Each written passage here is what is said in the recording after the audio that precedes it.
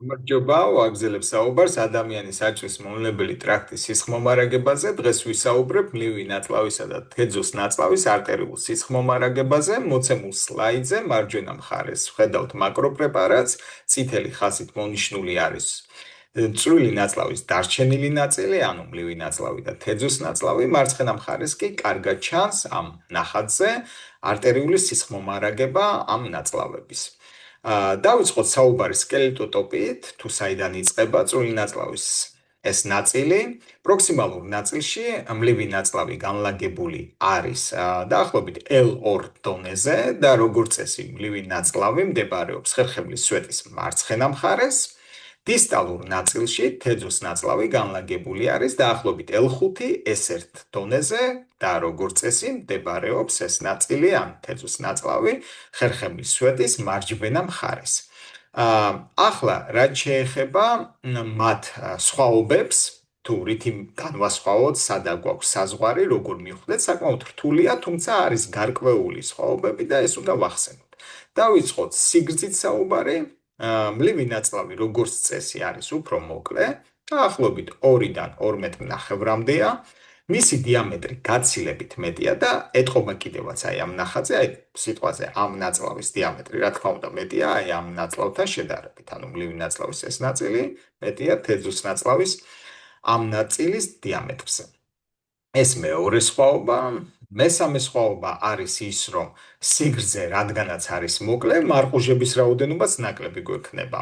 მლივი ნაწლავის შემთხვევაში 7-10 მარყუშით არის წარმოდგენილი, თეძოს ნაწლავის შემთხვევაში მეტი გვაქვს 10-15 მარყუშია. ეს ვარიაბელურია, ეს კარგად გვესმის, რომ აქ ზუსტი რიცხვი წარმოუდგენელია, რომ არსებობდეს ზუსტი სიგრძე, რაოდენობა მარყუშების, ასეთი რამე წარმოუდგენელია, ინდივიდუალურია ყველაფერი და ვარიაბელურია.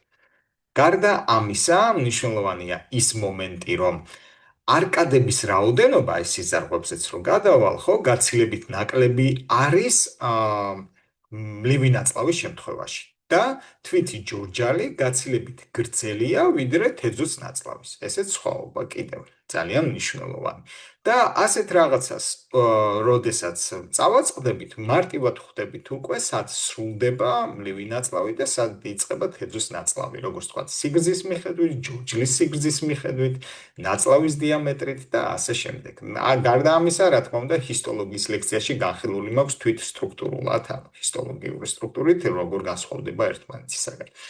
დავიწყოთ ახლა უშუალოდ საუბარი არტერიულ სისხლმომარაგებაზე. წვრილი ნაწლავის ამ ნაწილებს, ანუ მლივ ნაწლავს და თეძოს ნაწლავს არტერიული სისხლით უზრუნველყოფს, რა თქმა უნდა, მუცლის აორტის მეორე NT არტერია, ჯორჯლის ზედა არტერია, აი ეს არტერია, რომელიც აქამდეც უკვე წინა ლექციებში ვახსენე და მლივი ნაწლავის შემთხვევაში მარცხენა მხარეს, დავხედავთ ეს მარცხენა მხარე, როგორც წესი, ეს არტერია, ანუ ჯორჯლის ზედა არტერია, იძლევა დაახლოებით 5-8 ტოტს. აი ეს ტოტებია, ხო? აი თქვა 1, 2, 3, ხო? ნუ ეს ვარიაბელურია, ეს კარგად უნდა გვესმოდეს, რომ მუდმივი რიცხვი არ გვაქვს, 5-8 ტოტი არის. აი ეს 5-8 ტოტი, აქამდეც ახლა ვახსენე, გვაძლევს არკადებს. არკადი რა არის? კალია, აი ეს რკალებია. და როგორც ვახსენე, მლივი ნაწლავის შემთხვევაში ნაკლები რკალი გვაქვს, მაგალითად, როგორც წესი, ორი რკალი, აი ერთი რკალი და მეორე რკალი. და შემდგომ გვაძლევს უკვე ეგრეთ წოდებულ ვაზარექტებს, ანუ სწორ სიზარღვებს, ვაზარექტა არის, რომელიც მიემართება უშუალოდ ნაწლავისაკენ და მის სისხლმომარაგებას უზრუნველყოფს, ეს ჯორჯალში არსებული. და მისი სიგრძე მეტია. აი ეს განსხვავებაც გვაქვს, ესეც ვახსენოთ, მლივი ნაწლავის ვაზარექტა უფრო გრძელია, ვიდრე თეძოს ნაწლავის. ეს სხვაობაც. ნუ ჯორჯალის მოკლე როა, ძალიან ლოგიკურია, ხო, თუ მოკლეა ჯორჯალი, შესაბამისად, ნუ ესეც შედარებით ვაზარექტაც მოკლე იქნება. არკადები ვახსენეთ, ვაზარექტები ვახსენეთ მლივი ნაწლავის შემთხვევაში, ტოტების რაოდენობა ვთქვით, რომ დაახლოებით 5-8 არის და ახლა გადავიდეთ უკვე უშუალოდ თეძოს ნაწლავზე. თეძოს ნაწლავის შემთხვევაში სიგრძე რადგან მეტი გვაქვს, შესაბამისად, ტოტების, აი ამ ტოტების რაოდენობა, რომელიც ჯორჯლის ზედა არტერიას გამოეყოფა, გვექნება მეტი. ანუ ჯორჯლის ზედა არტერია უზრუნველყოფს ისევ და ისევ სისხლმომარაგებას, ასევე თეძოს ნაწლავისას. ესეც გვესმის და ვხედავთ ძალიან კარგად, ხო? და მათი რაოდენობა, როგორც წესი, არის 8-დან 15-მდე. ესეც ვარიაბელურია, უნდა გვესმოდეს. არკადების რაოდენობა ვახსენე უკვე, რომ მეტი გვაქვს და ჩანს კიდევაც აქ, აი თქვათ ერთი არკადი, მეორე არკადი, მესამე არკადი, შეიძლება ხუთი არკადიც შევხვდეს, არ უნდა გაგვიკვირდეს, ანუ ეს რკალები და როგორც ვთქვი, ვაზარებ და არის შედარებით მოკლე.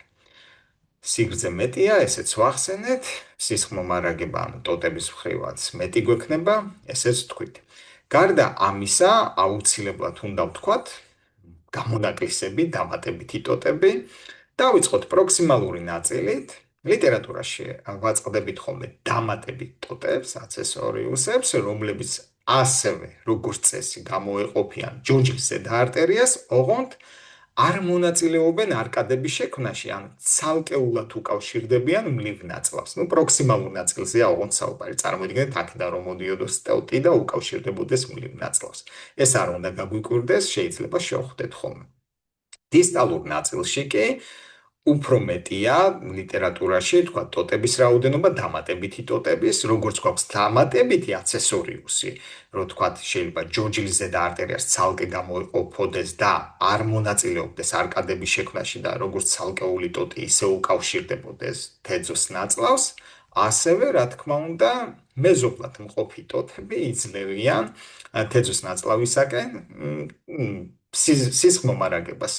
აი მაგალითად აქ ჩვენ ვხედავთ თეძო ბრმა ნაწლავის არტერიას, ილეოკოლიკა არტერია ეს, რომელიც თავის მხრივ სისხლით ამარაგებს, თქვათ, ბრმა ნაწლავს ამ შემთხვევაში და ლიტერატურაში ასეთი რამე აღწერილი, რომ უხშირესად აი ეს ტოტები, ეს წინა და უკანა ტოტი გვაქვს, იძლევა ხოლმე თეძოს ნაწლავის სისხლმომარაგებას, ანუ დამატებით ტოტებს და ისიც დაახლოებით 10-20 სანტიმეტრის, აი ტერმინალური ნაწილის თეძოს ნაწლავის არეალში. მეტში არა, რა თქმა უნდა, იმიტომ რომ იქით ვეღარ მიწვდება და შესაბამისად არ იძლევა იმ ტოტებს.